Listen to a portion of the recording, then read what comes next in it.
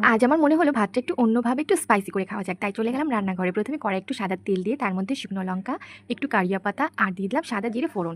যখন ফোড়ন থেকে সুন্দর একটা স্মেল বেরোবে তখন এর মধ্যে কিছু পনিরের টুকরো দিয়ে দেবো আর দিয়ে দেবো সেদ্ধ করে রাখা কিছু আলুর টুকরো। এবার এর মধ্যে এক এক করে স্বাদ মতো নুন, একটু ধনিয়া গুঁড়ো আর দিয়ে দেবো শুকনো লঙ্কা গুঁড়ো। তারপর এর মধ্যে আরও একটা জিনিস দিতে হবে, সেটা হলো কসুরি মেথি। এটা দিলে কিন্তু সেন্টটা খুবই সুন্দর হয়। এবার খুব ভালোভাবে গোল্ডেন করে ভেজে নেব কিছুক্ষণ। তারপর এর মধ্যে আগে থেকে বানিয়ে রাখা ভাতগুলো দিয়ে দিতে হবে। ভাতগুলো একটু ঠান্ডা করে নিতে হবে। তারপর খুব ভালোভাবে মিক্স করে নিতে হবে। এটা খেতে কিন্তু দারুণ লাগে। তোমরা একবার এভাবে বানিয়ে খেতে পারো, খুবই ভালো লাগবে। তারপর আরও কিছু এর মধ্যে দিয়ে দিতে হবে। এর মধ্যে দিয়ে দেবো একটু গাঠিয়া। গাঠিটা একটু ম্যাশ করে দিতে হবে আর ওপর থেকে দিয়ে দেবো একটু গন্ধরাজ লেবু রস। উফ, দারুণ লাগে খেতে। এত সুন্দর স্মেল হয়েছিল কি বলবো। তারপর আরেকটু নাড়াচাড়া করেই নামিয়ে নেব। ব্যাস ঝটপট রেডিও হয়ে যায় এটা, আর খেতে অসাধারণ লাগে। এবার নামিয়ে উপর থেকে একটু ধনেপাতা কুচি দিয়ে সার্ভ করে দেবো। দারুণ লেগেছিল সত্যি। তোমরা একবার এভাবে বানিয়ে খেতে পারো, খুবই ভালো লাগবে। কেমন লাগলো আমার ঝটপট রেসিপিটা?